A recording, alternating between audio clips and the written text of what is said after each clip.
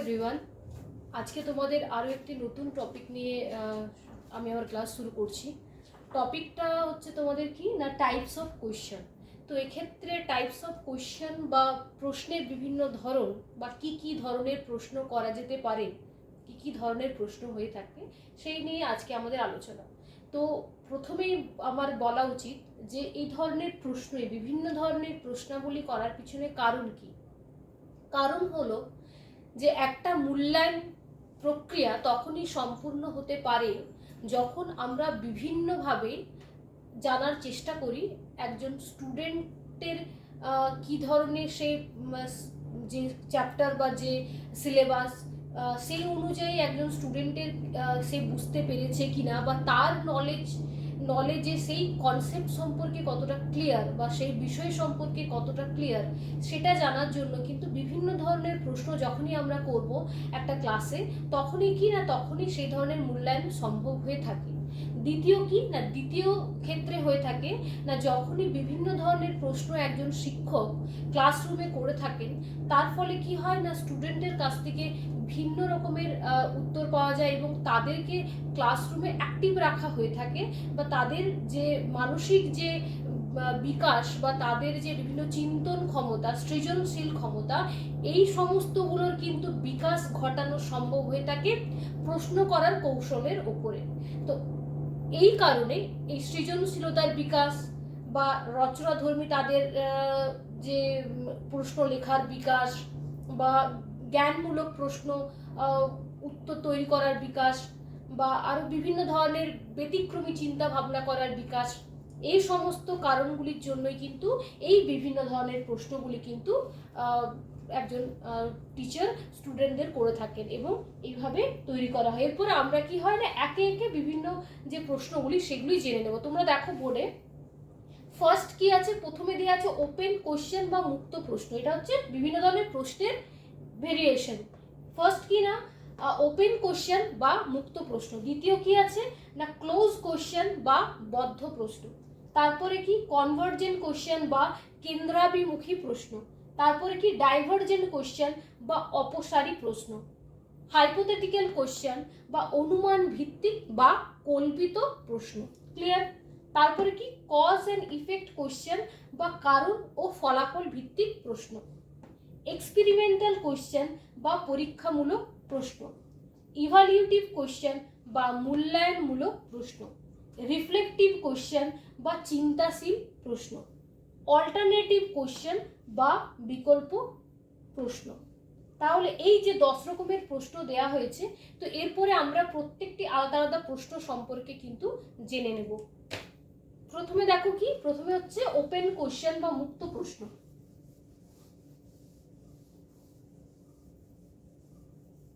প্রথমে কি open question বা মুক্ত প্রশ্ন। প্রথমে যদি আমরা ডেফিনেশন, তো এই ক্ষেত্রে আমি অবশ্যই বলবো তোমাদের ডেফিনেশনের সাথে সাথে কিন্তু উদাহরণটা যদি তোমরা ভালো করে মনে রাখো তাহলে কিন্তু এই যে টাইপস অফ কোশ্চেনের যে কনসেপ্টটা টোটালি ক্লিয়ার হয়ে যাবে।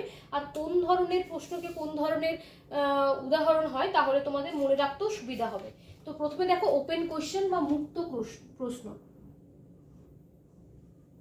এইগুলি কিন্তু খুব ইম্পর্টেন্ট এবং যে কোনো এক্সামের ক্ষেত্রে কিন্তু শুধু বিএড বা ডিএলএড এর ক্ষেত্রে নয়, কিন্তু বাকি আদার্স যে তোমাদের কম্পিটিটিভ এক্সামগুলো হয় টিচার এলিজিবিলিটি টেটের, তো সেক্ষেত্রেও কিন্তু এই ধরনের প্রশ্ন কিন্তু এসে থাকে। তো তোমরা একটু ভালো করে দেখবে তাই।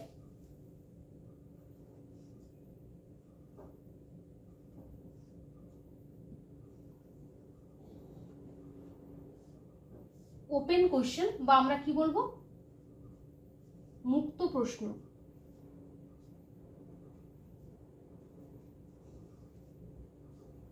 কি বলবো না মুক্ত প্রশ্ন, ঠিক আছে।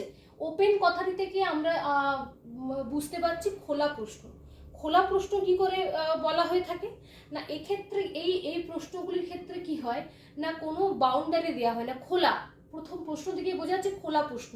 না একজন শিক্ষক যখন তার শিক্ষার্থীদের এই ধরনের প্রশ্ন করে থাকেন সেক্ষেত্রে সম্পূর্ণ স্বাধীনতা থাকে একজন শিক্ষার্থীর উত্তর বলার ক্ষেত্রে এবং তাকে সেই স্পেসটা দেওয়া হয়ে থাকে সেই ধরনের উত্তর যাতে ভালোভাবে সে বলতে পারে। তো এক্ষেত্রে কি হয় না ধরো তুমি এক্ষেত্রে কি হয় না, একটি শব্দে কিন্তু উত্তর হয় না, তার মানে স্টুডেন্টকে বেঁধে রাখা হয় না, একটি শব্দে উত্তর হয় না। সেকেন্ড কি হতে পারে না, এর মাধ্যমে দেখো সৃজনশীলতারও বিকাশ ঘটে থাকে, কারণ স্টুডেন্ট নিজের মতন করে উত্তরটি দেওয়ার সুযোগ পায়, তাই এক্ষেত্রে কিন্তু সৃজনশীলতারও বিকাশ ঘটে থাকে। ঠিক আছে, দেখো এরপর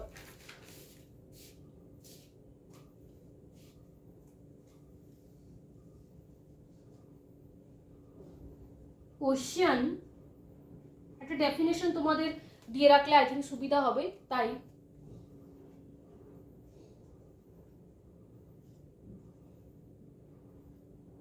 question to which there is a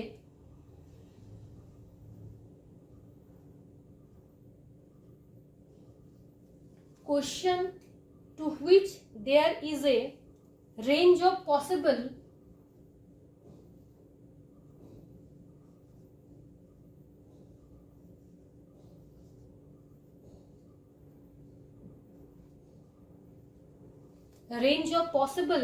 answers,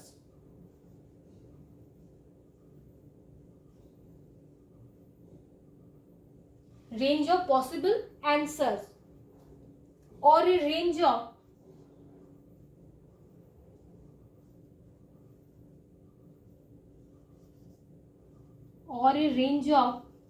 কি না possible, or a range of possible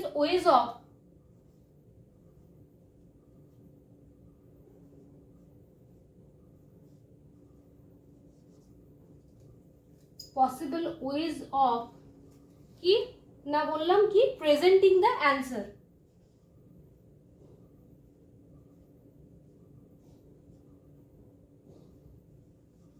presenting the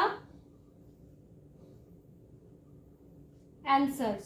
দেখো প্রশ্নের মধ্যে উত্তর পেয়ে যাবে না, question to which there is a range of possible answer, মানে এখানে অনেক রকম পসিবল অ্যান্সার স্টুডেন্ট দিতে পারে, আর কি or a range of possible ways of presenting the answer, আর অনেক রকমের ওয়েজ থাকে যেখানে তুমি অ্যান্সারটাকে ডেলিভার করতে পারো। একটা উদাহরণ দিচ্ছি, দেখো যদি কোনো স্টুডেন্টকে বলা হয় তোমার কাছে কোন সপ্তাহের কোন দিনটি তোমার ভালো লাগে, বা তোমাকে যদি বলা হয় এমন একটি ঋতুর নাম বলো বা কোন সিজন তোমার ভালো লাগে, তো এক্ষেত্রে কি হয়, কি হবে না কোন ঋতুটি তোমার ভালো লাগে বা সপ্তাহের কোন দিনটি তোমার ভালো লাগে, এক্ষেত্রে কিন্তু শিক্ষক মহাশয় প্রশ্ন করেন, কিন্তু উত্তর দেওয়া কিন্তু সম্পূর্ণভাবে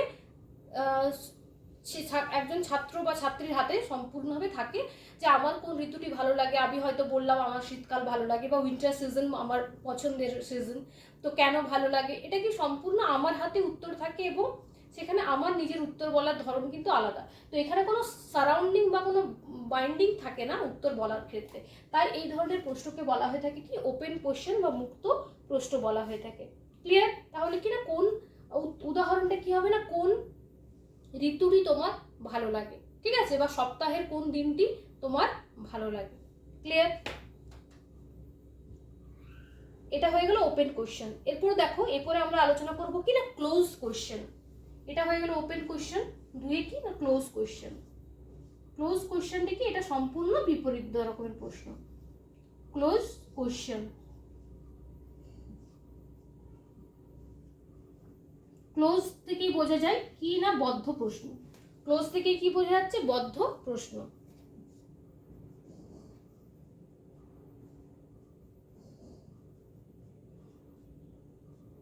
ক্লোজ থেকে কি বোঝা যাচ্ছে না বদ্ধ প্রশ্ন। ঠিক আছে, বদ্ধ প্রশ্ন কিরকম দেখো ডেফিনেশনটা দেখে নাও। এক্ষেত্রে কি হয় না একজন শিক্ষার্থীর উত্তর উত্তর যে বলার প্রসেসটা সেক্ষেত্রে কিন্তু অনেক সারাউন্ডিং সেরকম অনেক রকম বন্ধন থাকে বা সারাউন্ডিং থাকে বা বাউন্ড থাকে, উত্তর খোলাখুলিভাবে স্টুডেন্টের পক্ষে দেওয়া সম্ভব হয় না এই ধরনের প্রশ্নে। দেখো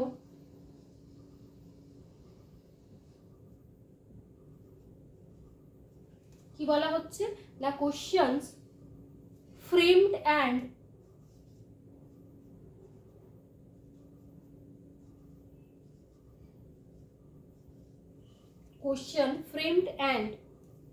used to check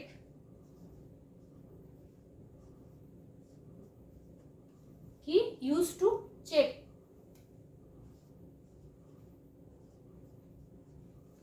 question framed and used to check retention or to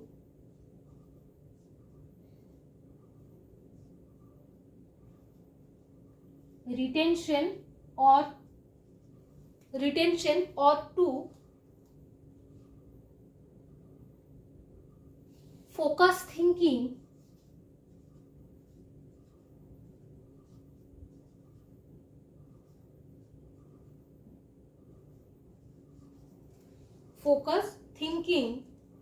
on a particular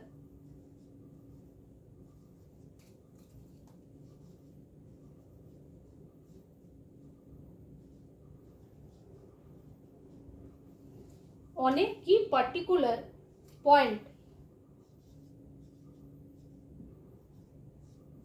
on a particular point তারপরে কি there is only one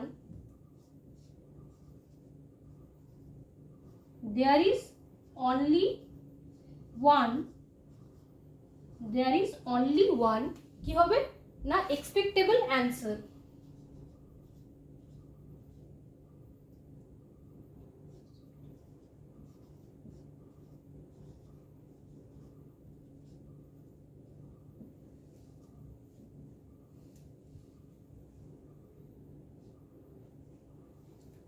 তাহলে কি হয়েছে না question framed and use to check retention or to focus thinking on a particular point there is only one acceptable answer এটা এই লাইনটা খুব ভালোভাবে ফোকাস করো যে there is only one acceptable answer মানে এই ধরনের প্রশ্নে কি হয় না একটি মাত্রই কিন্তু অ্যাকসেপ্টেবল অ্যান্সার থাকে প্রশ্ন যাই থাকুক এক্ষেত্রে যেরকম একটা নিজের মতন উত্তর বলার জায়গা থাকতো এখানে কিন্তু নিজের মতন উত্তর বলার কোনো রকম জায়গা নেই তাই এই ধরনের প্রশ্নকে বলা হয় বদ্ধ প্রশ্ন এই ধরনের প্রশ্ন উদাহরণ কি হতে পারে এই ধরনের প্রশ্নে কি হয়ে থাকে যেমন কতদিনে এক সপ্তাহ হয় উত্তর 7 দিনেই হবে ঠিক আছে উত্তর এখানে স্টুডেন্টের কোনো নিজের মতন করে বলার কিছু থাকে না উত্তরটা ফিক্সড থাকে কি হয় বা এটাও বলা যেতে পারে যে লিপ ইয়ারের সময় কোন মাসটিতে 28 দিনের বদলে 29 দিন হয়ে থাকে তো এটা কিন্তু ফেব্রুয়ারি মান্থ তো এটা কিন্তু উত্তরটা ফিক্সড তো উত্তরটা যে সমস্ত প্রশ্নতে ফিক্স থাকে এবং স্টুডেন্টের নিজের কোনো ক্রিয়েটিভিটি বা নিজের কোনো সৃজনশীলতা দেখার জায়গা থাকে না সেই ধরনের প্রশ্নকে বলা হয় ক্লোজড কোশ্চেন বা বদ্ধ প্রশ্ন ক্লিয়ার আবার এই ধরনের ক্ষেত্রে কি হ্যাঁ বা নাতে উত্তর দেওয়া থাকে ইয়েস অর নো এই ধরনের প্রশ্ন তো অ্যান্সার হয়ে থাকে ইয়েস অর নো ঠিক আছে ক্লোজ কোশ্চেনের ক্ষেত্রে এরপরে দেখো এরপর নেক্সট 3 নম্বরে দেখো আর একটি নতুন ধরনের প্রশ্ন সম্পর্কে আমরা জানবো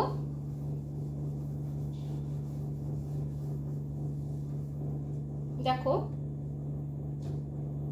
কি না কনভার্জেন্ট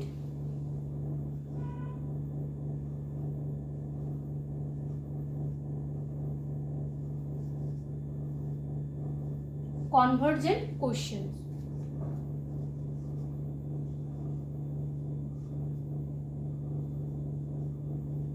কনভার্জেন্ট কোশ্চেন ঠিক আছে কনভার্জেন্ট কোশ্চেন কি না যে ধরনের প্রশ্নের একটি পূর্ব নির্দিষ্ট উত্তর থাকে এবং শিক্ষার্থীদের কি হয় না চিন্তার স্তর কেন্দ্রাভিমুখী হয়ে থাকে তাদের অভিসারী প্রশ্ন বলা হয় এখানে এটাকে বাংলায় বলা হয় অভিসারী প্রশ্ন ঠিক আছে অভিসারী প্রশ্ন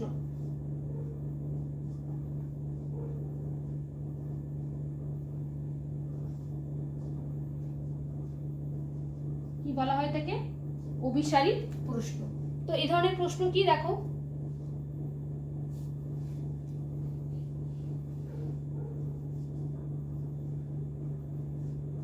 questions answers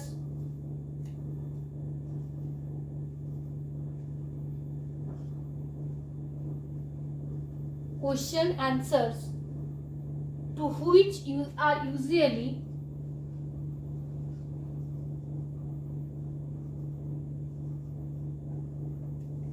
to which are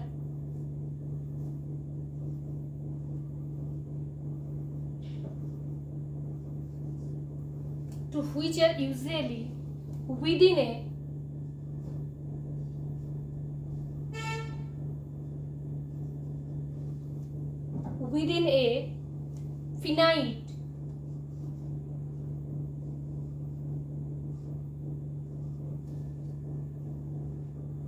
range of accuracy,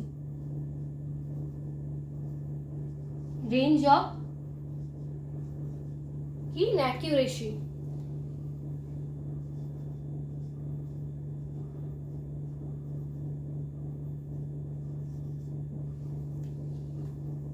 accuracy, the question answer to which are usually within a finite range of accuracy।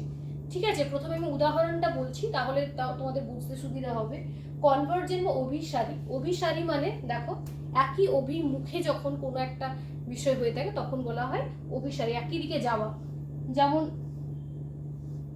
একই মুখে, দেখো এই দুটো একই মুখে, অর্থাৎ উত্তরটা আমাদেরকে সবসময় এই জায়গাতে নিয়ে আসে বা একই মুখে হয়ে থাকে। প্রশ্ন যাইভাবেই বলা হয় কেন না কেন, বা তুমি বা আমরা প্রশ্ন উত্তরটা যেভাবে দিই না কেন তার কিন্তু যে বেসটা থাকে সেটা কিন্তু একই মুখে হয়ে থাকে। যেমন আমরা যদি প্রশ্ন করা থাকে যে ঋতু পরিবর্তনের কারণগুলি কি কি, ঋতু পরিবর্তনের কারণ কি, এক্ষেত্রে ঋতু পরিবর্তনের কারণ বলতে আমরা অনেকভাবেই বোঝাতে পারি, কিন্তু যে বেসিক যে কারণগুলো থাকে সেগুলো কিন্তু কোনো পরিবর্তন হয় না, সেগুলো কিন্তু ফিক্সড, সেগুলো কিন্তু ফিক্সড।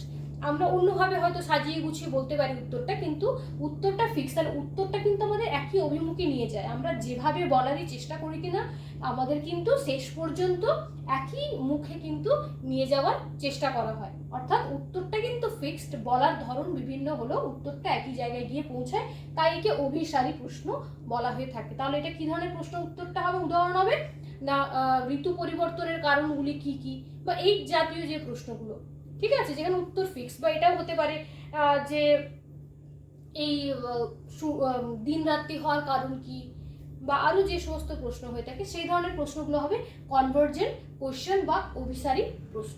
ঠিক আছে, এরপর দেখো ডাইভার্জেন্ট। এবার দেখো ডাইভার্জেন্ট, ডাইভার্জেন্ট, ডাইভার্জেন্ট হচ্ছে কনভার্জেন্টের সম্পূর্ণ বিপরীত যে অবস্থা সেটাকে আমরা ডাইভার্জেন্ট বলে থাকবো। ঠিক আছে, দেখ সম্পূর্ণ কনভার্জেন্টের বিপরীত যেটা সেটাকে আমরা ডাইভার্জেন্ট বলে থাকবো।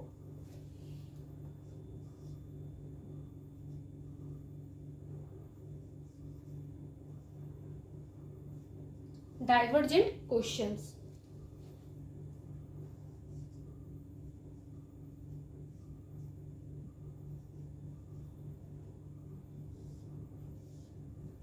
ডাইভার্জেন্ট কোশ্চেন্স বা কি বলবো এটা, এটা আমরা বলতে পারি যে অপসারী প্রশ্ন, আগেরটা ছিল অভিসারী, এটাকে বলবো অপসারী প্রশ্ন। ঠিক আছে, এটাকে আমরা বলবো অপসারী প্রশ্ন।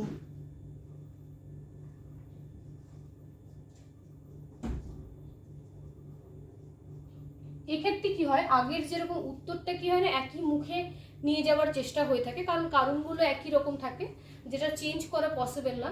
তো এক্ষেত্রে কিন্তু বিভিন্ন রকমভাবে স্টুডেন্ট চাইলে কিন্তু উত্তর দিতে পারে। এক্ষেত্রে কি হয়, ডাইভার্জেন্ট মানে হচ্ছে বিভিন্ন বিপরীতমুখী, মানে স্টুডেন্ট যে কোনো দিকে কিন্তু তার উত্তরকে নিয়ে যেতে পারে, উত্তরকে নিয়ে যেতে পারে। তো এক্ষেত্রে কিরকম দেখো,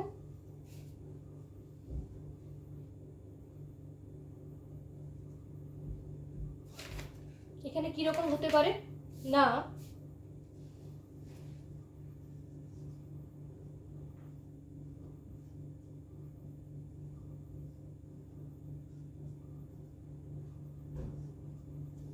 question that direct the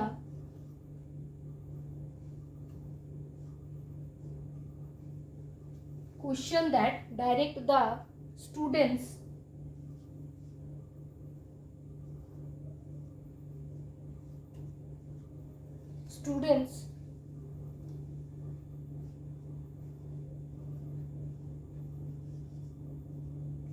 student thought to exploration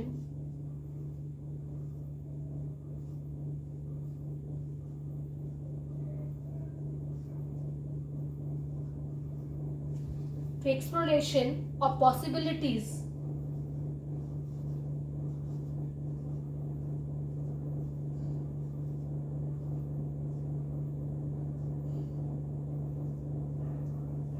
possibilities and calls for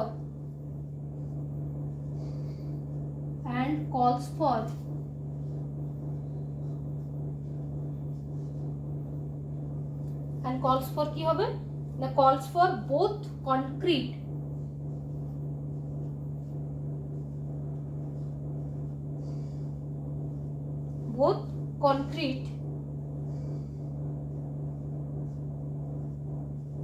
both concrete and কি হবে and abstract thinking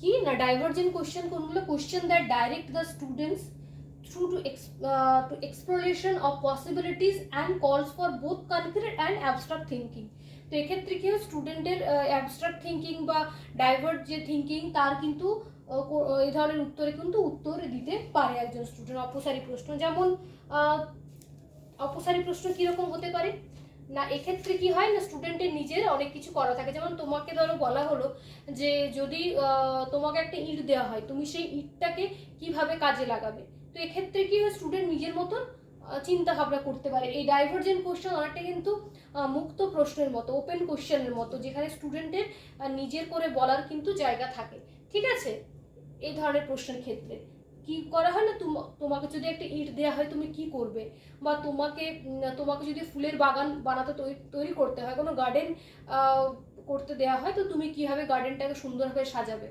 তো বা গাছের পরিচর্যা যদি করতে বলা হয় তো তুমি কিভাবে গাছের পরিচর্যা করবে তো এই ধরনের প্রশ্ন কি ডাইভার্জেন্ট কোশ্চেন যে এখানে উত্তরটা কিন্তু বিভিন্ন মুখে নিয়ে যেতে পারে যদি আমাদের একটা কোনো পরীক্ষাতে প্রশ্ন আসে যে একটি মেলার বর্ণনা দাও একটি মেলা বা কোনো আমরা যে এসে আসে বা বিভিন্ন ধরনের যে রচনা প্রশ্ন আসে সেক্ষেত্রে কি হয় বিভিন্ন স্টুডেন্টের উত্তর বিভিন্ন হয়ে থাকে তো এখানে কি বিভিন্ন স্টুডেন্ট বিভিন্ন রকমের চিন্তা ভাবনা করতে পারে এই ধরনের প্রশ্নকে বলা হয় ডাইভার্জেন্ট কোশ্চেন ক্লিয়ার যেটা বিভিন্ন দিকে নিয়ে যেতে পারে উত্তরকে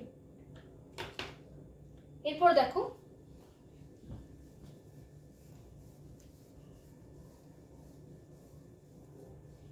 এরপরে কি হতে পারে আমাদের নেক্সট কি 5 নম্বরে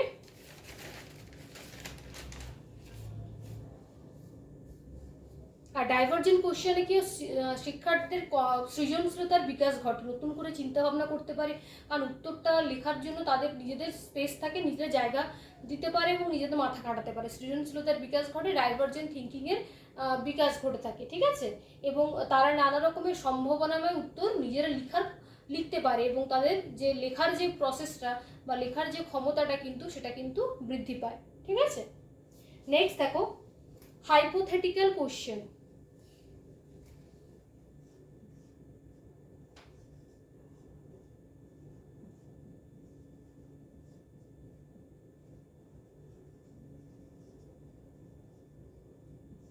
হাইপোথেটিক্যাল কোশ্চেন ঠিক আছে হাইপোথেটিক্যাল থেকে বুঝতে পারবে যে অনুমান ভিত্তিক প্রশ্নের কথা বলা হয়েছে বা এটা কল্পিত প্রশ্ন হাইপোথেটিক্যাল মানে কল্পিত মানে কল্পনা করা ঠিক আছে অনুমান ভিত্তিক বা কল্পিত প্রশ্ন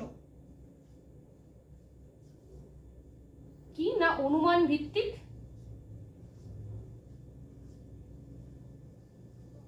বা এটাকে আমরা কল্পিত প্রশ্ন বলে থাকি ঠিক আছে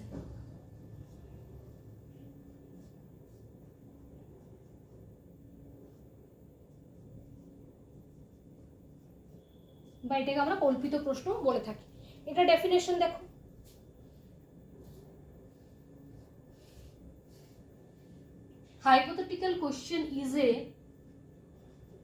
hypothetical question is a question that is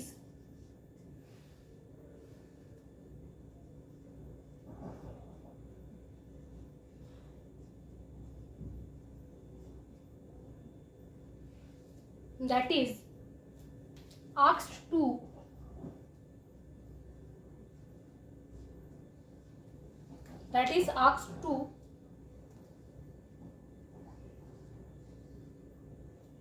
কি না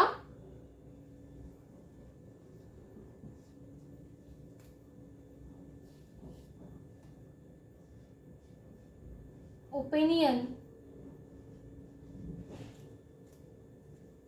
and personal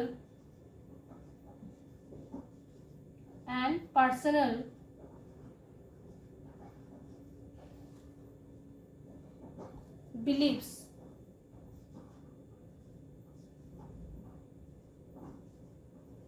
personal beliefs. The question is not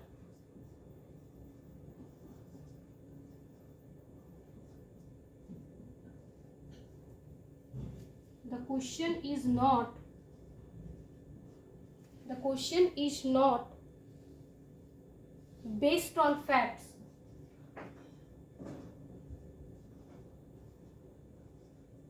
Based on facts.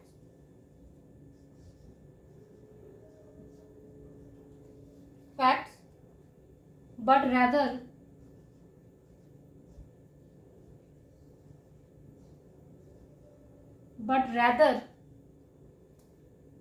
on an imagination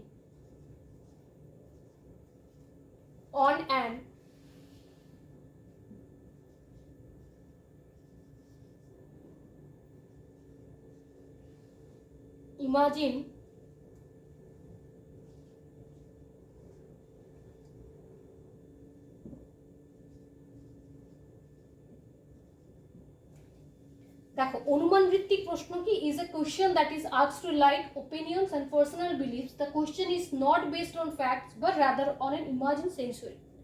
কি আছে এরপর দেখো এখানে কি না অনুমান করতে বলা হয়, এক্ষেত্রে কি হয় না অনুমান করতে বলা হয় এই ধরনের হাইপোথেটিক্যাল কোশ্চেনের ক্ষেত্রে অনুমান ভিত্তিক না এটা কি হয় এই hypothetical question is based on supposition opinion personal belief और কি হয় और কনজাংশন অ্যান্ড নট ফ্যাক্টস। এখানে কি হয় পার্সোনাল বিলিফসের উপরে কিন্তু উত্তরটা হয়ে থাকে বা নিজের যে চিন্তা ভাবনা পার্সোনাল বিলিফসের উপরে কি হয় না পার্সোনাল বিলিফস মানে এখানে নিজের এমন ধরনের প্রশ্ন করা হয়ে থাকে যেক্ষেত্রে একজন যে উত্তরদাতা যিনি উত্তর দেবেন তিনি তার নিজস্ব মতামত দিয়ে কিন্তু উত্তরটা দিতে পারেন। পার্সোনাল বিলিফসের উপরে উত্তর হয়ে থাকে দেওয়া যেতে পারে আর কি। সেকেন্ড কি হতে পারে না তো এখান থেকে বেসড অন সাপোজিশন ওপিনিয়ন, এটা ওপিনিয়নও হতে পারে কোনো একটা উপদেশ দেওয়া হতে পারে ওপিনিয়নের সাথে অপিনিয়নও হতে পারে। যেমন উদাহরণটা দেখলে তোমাদের পুরোপুরি এই যে কনসেপ্টটা ক্লিয়ার হয়ে যাবে। যদি একজন শিক্ষার্থীকে বলা হয়ে থাকে যে তোমাদের যদি কোনো লটারি লাগে তো তোমরা সেই লটারির টাকাতে তোমরা কি করতে চাও, তো এক্ষেত্রে কি হয় লটারি যদি লটারি তুমি পেয়ে যাও তো সেক্ষেত্রে তুমি কি করতে চাও। তো এখানে টোটালটি কিন্তু অনুমান, যদি পাও মিনস অনুমান ভিত্তিক, তখন তুমি ওই টাকাতে কি করবে। ঠিক আছে, তখন আমি যে যার পার্সোনাল আলাদা আলাদা চয়েস থাকতে পারে যে সে কি ধরনের কাজ করবে ওই টাকাটাকে কিভাবে ইউটিলাইজ করবে। তো এক্ষেত্রে কি হয় না তাহলে এই ধরনের প্রশ্ন হতে পারে যে if you won the lottery what you do the money. ঠিক আছে, যদি তুমি টাকা পাও তখন তুমি কি করবে সেই মানিটার। তো এক্ষেত্রে কিনা শিক্ষার্থীকে চিরাচরিত যে ধারণার বাইরে ভাবাতে কিন্তু বর্তমান পরিস্থিতির ওপরে উঠে কিন্তু ভাবার মতন পরিস্থিতি তৈরি করে। লটারি কেনা হয়নি, লটারি পাওয়া হয়নি, তারও আগেও কিন্তু তাকে ওই ধরনের সিচুয়েশনকে ভাবতে বাধ্য করছে। এটা হচ্ছে অনুমান ভিত্তিক বা কল্পিত প্রশ্ন। এই ধরনের প্রশ্ন করার কারণ কি না একজন শিক্ষার্থীর কল্পনা শক্তি কিন্তু বৃদ্ধি পায়। ঠিক আছে, কল্পনা শক্তি বৃদ্ধি পায়। আর এখানে উত্তরটাও কিভাবে দিতে পারে পার্সোনাল বিলিফের ওপর স্টুডেন্ট আর কি নিজস্ব পার্সোনাল ওপিনিয়নের ওপরও দেওয়া যেতে পারে। এরপর নেক্সট দেখো, নেক্সট প্রশ্ন কি না নেক্সট প্রশ্ন তোমাদের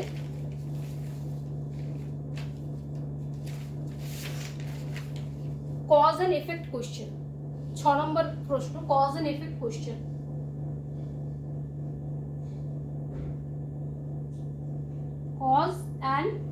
cause and effect questions.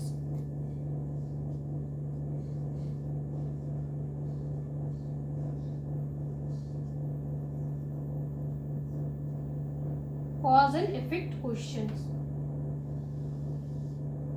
মানে হচ্ছে প্রশ্ন কারণ ও ফলাফল ভিত্তিক।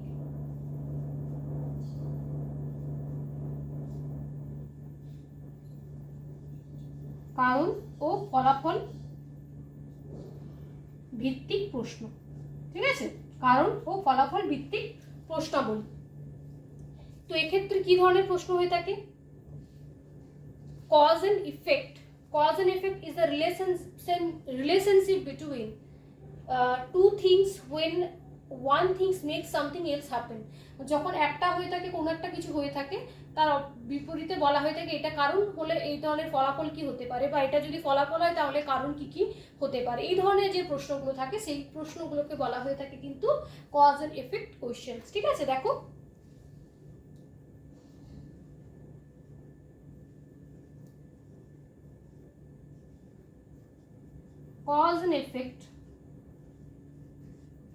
cause and effect is a relationship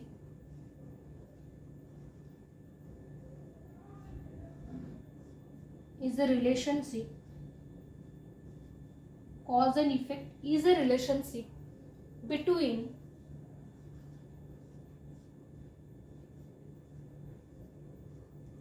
কি না events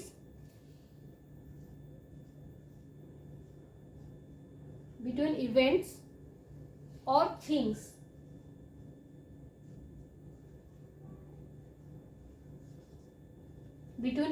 and things where one is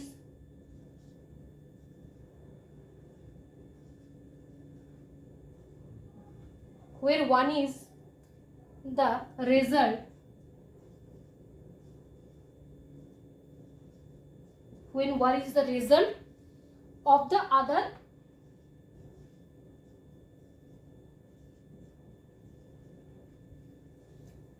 other or others.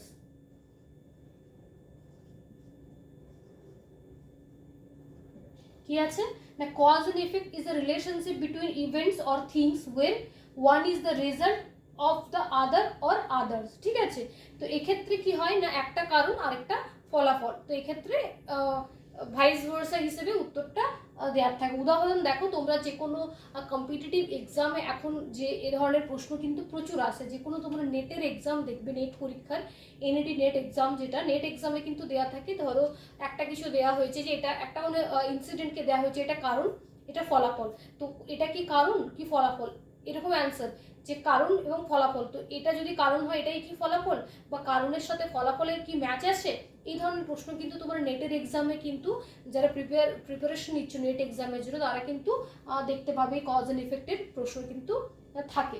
Clear? Next দেখো, তাহলে কি হয়েছে এটা না cause and effect is a relationship between events or things which one is the result of the other or others. ঠিক আছে,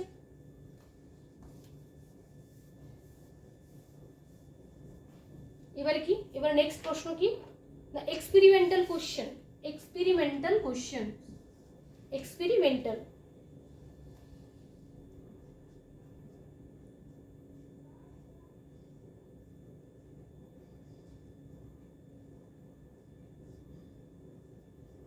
কি না এক্সপেরিমেন্টাল কোশ্চেন্স।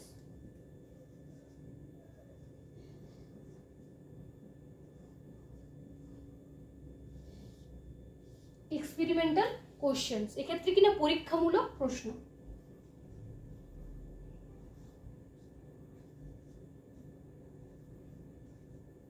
পরীক্ষামূলক প্রশ্ন, এটা ডেফিনেশনটা দেখে নাও।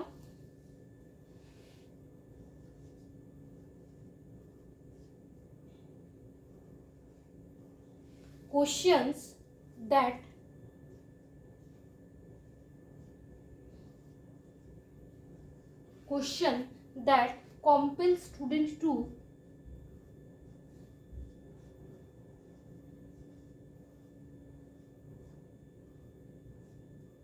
compel student to find answers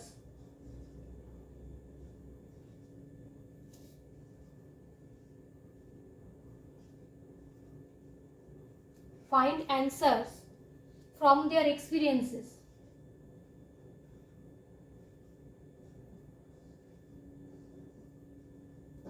From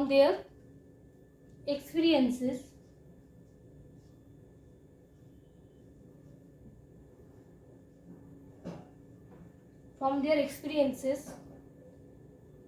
they are good for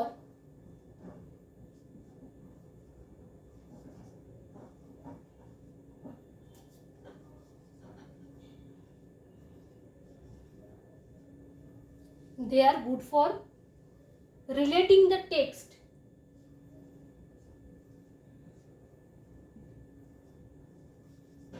relating the text, they are good for relating the text to the real life,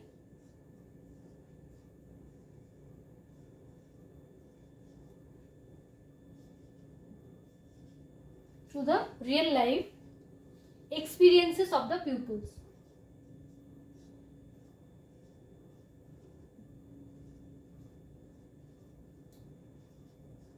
Experiences of the pupils নাকি না এখানে পরীক্ষামূলক প্রশ্ন, question that compel student to find answer from their experiences, মানে এখানে কি হয় না শিক্ষার্থীকে এমন ধরনের প্রশ্ন করা হয় যে ধরনের প্রশ্নে স্টুডেন্টকে নিজের থেকে তার অভিজ্ঞতার ভিত্তিতে উত্তর বলার সুযোগ থাকে।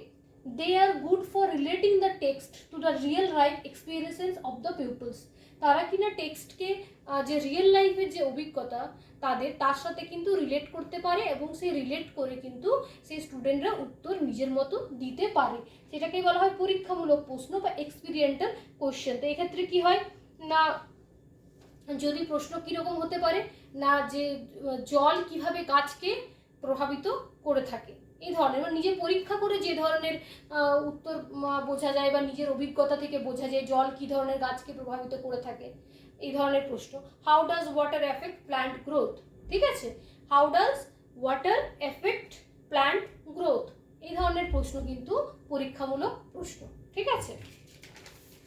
কী ধরনের জল কীভাবে গাছকে প্রভাবিত করে বা অক্সিজেন কীভাবে গাছকে প্রভাবিত করে, কার্বন ডাইঅক্সাইড কীভাবে প্রভাবিত করে, তো এই ধরনের প্রশ্ন কিন্তু এক্সপেরিমেন্টাল।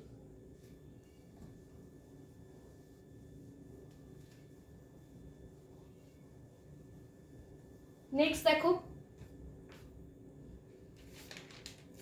নেক্সট ইভালিউটিভ কোশ্চেন 8 নম্বরে কি হবে না, ইভালিউটিভ।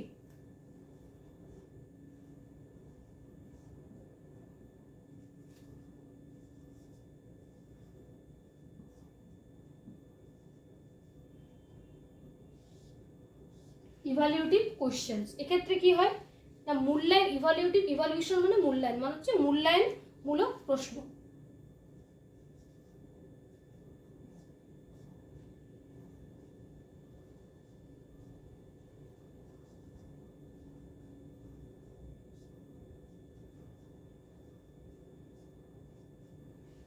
মূল্যায়নমূলক প্রশ্ন দেখো এক্ষেত্রে কি হয় না,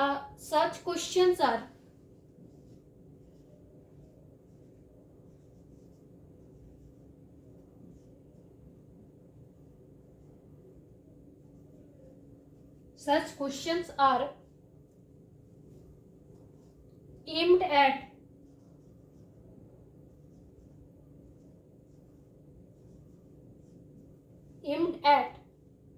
development of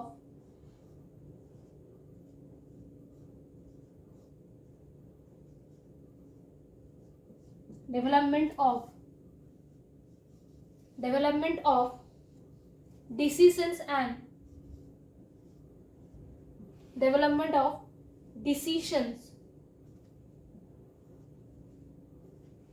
decisions and testing knowledge।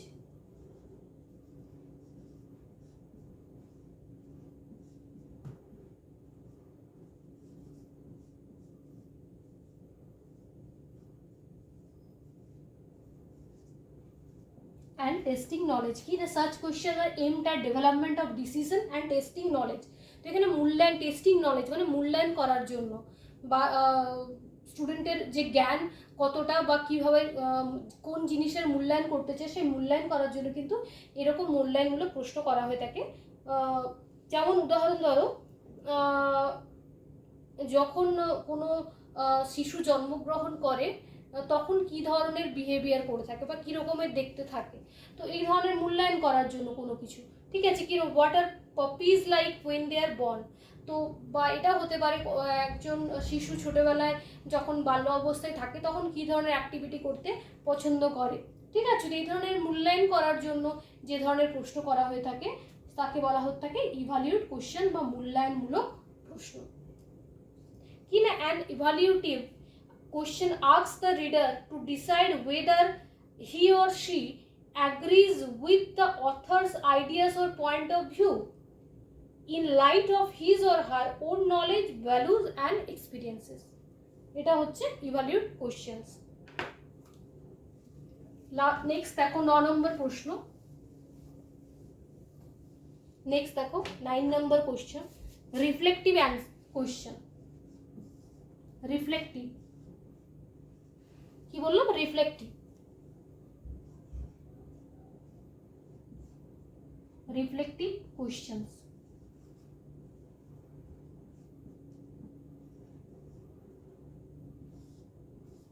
Reflective question এটা কি? চিন্তাশীল প্রশ্ন।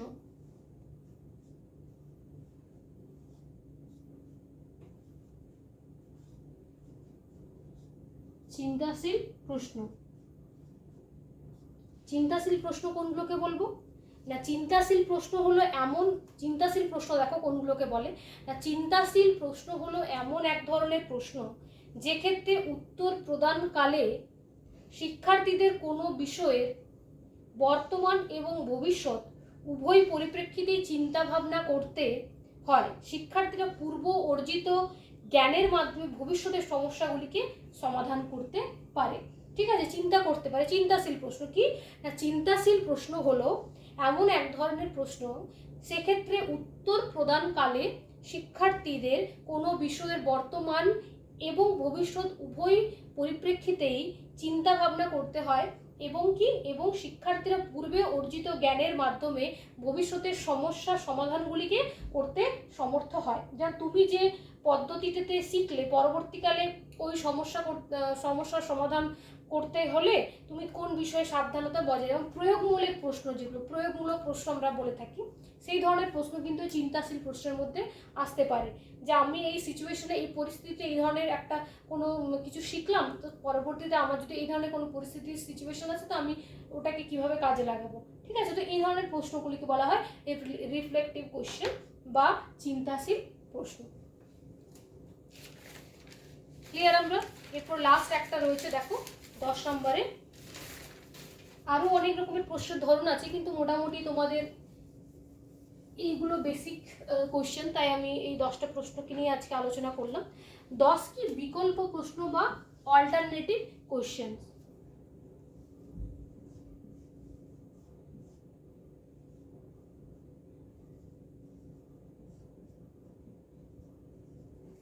অল্টারনেটিভ কোশ্চেন্স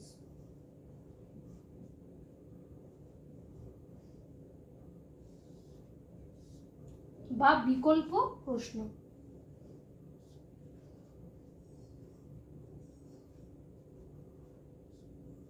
অল্টারনেটিভ কোশ্চেন্স বা বিকল্প প্রশ্ন না, an alternative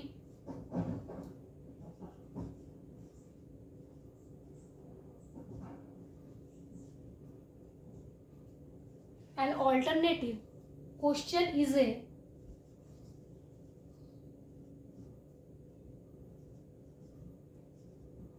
an alternative question is a question that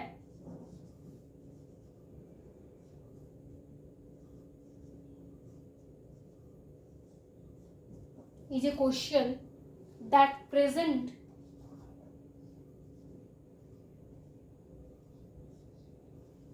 present two or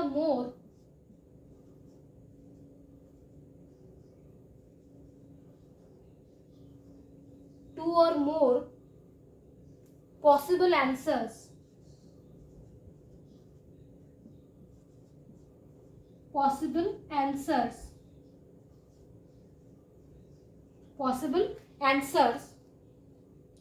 and key and presupposes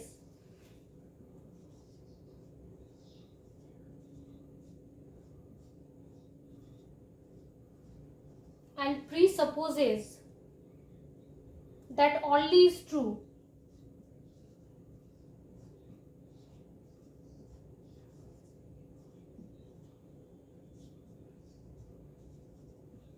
এটা কি না, an alternative question is a question that present two or more possible answers and presupposes that only is true. এক্ষেত্রে কি হয় না, এক্ষেত্রে এমনভাবে প্রশ্ন করা হয়ে থাকে শিক্ষার্থীকে, বা সেই প্রশ্নটা কি না দু ধরনের প্রশ্ন করা হয়, যে অর এটা ঠিক হবে, অর এটা ঠিক হবে, বা দুটোর মধ্যে যে কোনো একটাকে চুজ করতে হবে অ্যান্সার যিনি দেবেন তাকে। যেমন will they buy a house or rent somewhere, কি হবে দেখো উদাহরণটা কিরকম হবে, এক্সাম্পলটা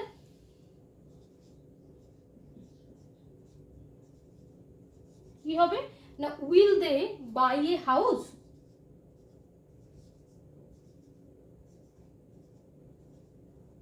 will they buy a house or rent somewhere, or rent somewhere।